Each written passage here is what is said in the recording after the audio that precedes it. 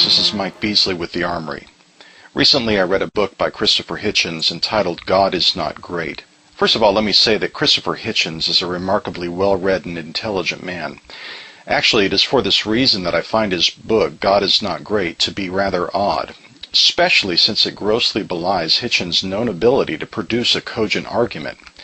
Strangely, God is Not Great is chock full of dysphomisms, faulty logic, and emotionally contrived rants. Throughout the book, Hitchens employs the argument of guilt by association, the most frequent of which is his employment of this construct. Premise: many foolish things have been done in the name of religion. Conclusion: therefore religion poisons everything. Anyone who is versed in logic and argumentation will know that such an argument is logically invalid. Beyond such strained reasoning as this, there appears to be, embarrassingly, an archaic invocation of the now-defunct theory of recapitulation on page 221. In addition to this, Hitchens demonstrates his eagerness to vilify religion on page 32 by misquoting Billy Graham's memorial message delivered at the National Cathedral on September 14th in 2001.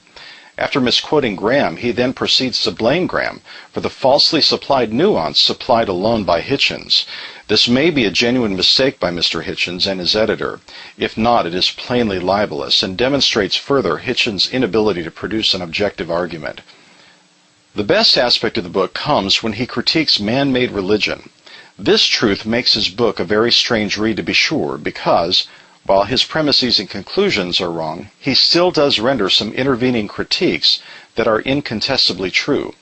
After all, Hitchens does take on the perversities of money-hungry televangelists. He combats the corruptions within the Roman Catholic Church, as well as the confused policies of the many political Christian movements in our nation that so often confound the gospel message.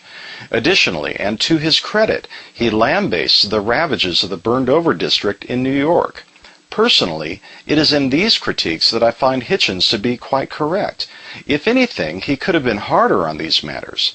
Any biblical Christian would rebuke these things too, and thus one can hardly fault him for such complaints. But his most significant error comes through his mockery of Jesus Christ and the Bible itself, and thus he demonstrates that his complaints about false religion are falsely conjoined with the genuine article. There is also an odd moment in the book when Hitchens, whose own father had not especially loved his strict Baptist upbringing, demonstrates that he does not even understand the Christian message of the gospel whatsoever. He says this on pages 15 and 16, and I quote, "Imagine that you can picture an infinitely benign and all-powerful Creator who conceived of you, then made and shaped you, brought you into the world he had made for you, and now supervises and cares for you even while you sleep. Imagine further that if you obey the rules and commandments that he has lovingly prescribed, you will qualify for an eternity of bliss and repose. Why does such a belief not make its adherents happy?" End of quote. It is not only here, but throughout the whole book, Hitchens presents religion as being a philosophy of merit-based salvation. When I first read his summary of salvation, I thought to myself, I can't imagine that either. Who could be happy with this? Doctrine such as this leaves people distressed and dispirited, especially when their hope for redemption is founded upon their ability to climb the works righteousness ladder crafted by religionists like the Pharisees, as we read about in Matthew chapter 9. When Hitchens crafted that paragraph, I'm sure that he wasn't thinking that he was excluding biblical Christianity, but in reality he was. But this reality should be a rebuke and reminder to any Christian that Mr. Hitchens and others like him need to hear and see the true gospel message as proclaimed and lived by the children of God. They need to understand that there is mere religion, and then there is genuine Christianity. There is the prideful religion of works righteousness, and then there is the true hope of the world, Jesus Christ, who is the righteous advocate and propitiation for everyone who believes in him. God is great and greatly to be praised for his great gift to the world, Jesus Christ the Lord. Finally, there is yet another strange twist of logic at the end of the book, which contradicts Hitchens' earlier attempt to distance himself from a more radical approach to dealing with religion. He says this, and I quote, "Religious faith is, precisely because we are still evolving creatures, ineradicable. It will never die out, or at least not until we get over our fear of death and of the dark and of the unknown and of each other. For this reason, I would not prohibit it even if I thought I could. This statement is impossible to reconcile with chapter 17, which is entitled, Is Religion Child Abuse? Within that chapter, his implicit answer to the question is yes. And so I must ask, if religion is child abuse, then why would he not prohibit it even if he could, as he said? In order to argue that religion is child abuse, Hitchens is required to employ the worst examples that he can find in order to implicate religion on the whole, including Christianity. While no one can deny that there are hideous acts that are being committed all the time in the name of religion, including child abuse, Hitchens clearly goes overboard when he offers us a rather familiar speculation. On page 220, he says this, and I quote, "If religious instruction were not allowed until the child had attained the age of reason, we would be living in a quite different world."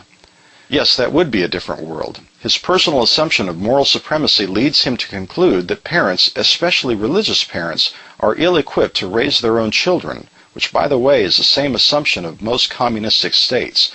But the fabric of his morality is revealed in this grotesque passage on page 176. He says, and I quote, "Dr. Martin Luther King was a mammal like the rest of us. He spent the remainder of his last evening in orgiastic dissipation, for which I don't blame him. These things are rather encouraging in that they show that a high moral character is not a precondition for great moral accomplishments." End of quote. We can certainly be glad that we still live in a nation where we are not required to release our children to the state for such immoral education as Mr. Hitchens. Finally, Mr. Hitchens concludes with a very dark representation of religion, calling it, and I quote, "a poisonous branch that should have snapped off long ago or allowed to die out before it could infect any healthy growth in its junk DNA. But yet we still dwell in its unwholesome, life-killing shadow." As a Christian, Mr. Hitchens considers me to be an infection and a significant carrier of junk DNA. For myself, I find this to be ironic. As one who was bred as an atheist from the beginning and then was converted as a Christian, what would he have to say about my genetic makeup? Might I be a living specimen, an example of instantaneous speciation? Certainly not, but Hitchens' own disdain for what he calls the infection of religion is so great that he closes his book by expressing his desire for its death. When I read that statement, I couldn't help but to think of another atheist who not only felt that same way, but he acted upon his belief in an effort to be consistent with his convictions, and that atheist's name is Salith Sar. Now let me be very clear here. Christopher Hitchens is not guilty of the same actions of Salith Sar, and I do not mention this name in order to implicate Mr. Hitchens through the worn-out error of guilt by association. However, it is important to note that Salith Sar employed a slogan among his followers in order to justify the elimination of anyone who opposed them, and this slogan is strikingly similar to Mr. Hitchens' final thoughts. Salith Sar said, "To keep you is no benefit, to destroy you is no loss." Similarly, and by Hitchens' own admission, to keep religion is no benefit. Its death would be no loss. It is this philosophy of those who disagree with me should be eliminated that has plagued human history, whether under the veil of false religion or by means of genuine atheism. My question regarding Mr. Hitchens is this: what moral or logical reason is there that prevents him from transforming his own words to the slogan of the atheist Salith Sar? In case you were wondering, Salith Sar is the formal name for the one who is better known as Pol Pot, the Cambodian leader of the Khmer Rouge. It was Pol Pot who was responsible for the slaughter of somewhere between 1 to 2 million people. Therefore, logically speaking, I have to wonder what philosophical difference there might be between these two men. But so that no one can accuse me of guilt by association here, allow me to include myself in this important conclusion. The only thing that keeps Mr. Hitchens, myself, or anyone from the dark actions of a man like Pol Pot is the grace of God alone. This is Pastor Mike Beasley. Have a blessed day in the Lord.